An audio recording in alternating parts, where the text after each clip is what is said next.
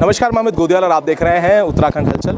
तो नगर निकाय चुनाव में जो कांग्रेस के मेयर प्रत्याशी हैं वीरेंद्र पोखरियाल, वो लगातार वार्डों में जा रहे हैं और अलग अलग विधानसभा में जाकर हर वार्ड में लोगों को समझाने का कार्य कर रहे हैं।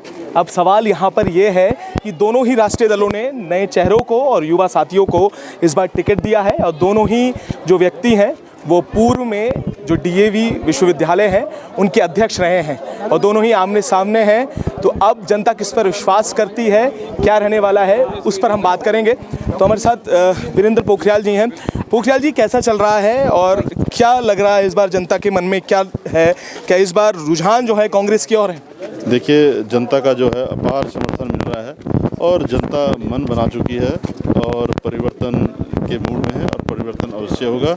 और जहाँ जहाँ जिन जिन वार्डों में जा रहे हैं और वहाँ पर जो है, चाहे थोड़ा सा कार्यक्रम में लेट भी हो रहे हैं, तो इतना रोष और इतना वो है उनके अंदर कि वो एक एक डेढ़ घंटे भी इंतज़ार कर रहे हैं। और जो मेरा मानना है, और इस बार जो जनता है वो जो है परिवर्तन करने के पूरी वो चेंज करेंगे।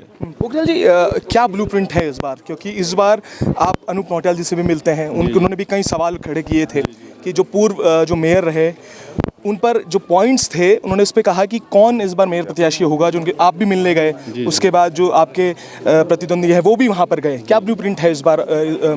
देखिए, उनसे थोड़ा बहुत डिस्कस भी हुआ था और उन्होंने कहा था कि डिबेट भी रखेंगे। और उसके बाद उन्होंने कुछ बोला था पेड़ों के बारे में, बोला पर्यावरण के बारे में। और मैंने कहा अवश्य अगर बन के आते हैं तो मैं 2.5 लाख पेड़ जो है हर साल लगाने का संकल्प रहेगा, जिसमें 75% जीवित रखने का भी एक संकल्प रहेगा, ताकि देहरादून की जो जनता है पुराने स्वरूप में रहे। और इस बार जो जनता ने, देहरादून की जनता ने जो 44 डिग्री टेम्परेचर जो सहा है, और उसको एक स्वच्छ देहरादून और हरित देहरादून बनाने का भी संकल्प रहेगा। उसके साथ साथ ट्रैफिक मैनेजमेंट को भी लेकर सवाल खड़े किए थे, उस पर भी क्या मॉडल है? क्योंकि स्मार्ट सिटी, नालियों से निकलकर कोई भी मेयर अभी तक बात नहीं कर पाया है, इस पर भी चर्चा शायद आपकी हुई है। जी, देखिए, जिस तरह ट्रैफिक देहरादून में जब उत्तराखंड नहीं बना था, लगभग 80 से 90 हज़ार गाड़ियाँ सड़क पर थी।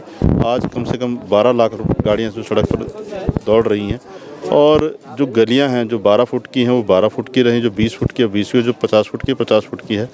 और जिस तरह इन लोगों ने सड़क पर गड्ढे खोद रखे थे, जिस तरह डेंगू की कई लोगों की जो मृत्यु भी हुई है, जाने गई हैं, और उस पर भी हम लोग एक प्लान करेंगे कि किस तरह जो है ट्रैफिक की व्यवस्था की जाए और किस तरह देहरादून की जनता को इससे निजात दिला जाए।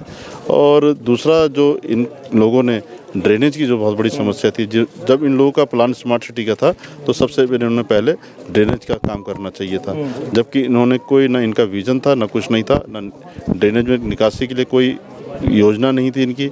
जबकि इन्होंने चाहे वो वाटर बॉक्स हो, उन्होंने लाइन बिछाने का काम किया, उसके 2 महीने बाद इन्होंने फिर सड़कें खोद दी।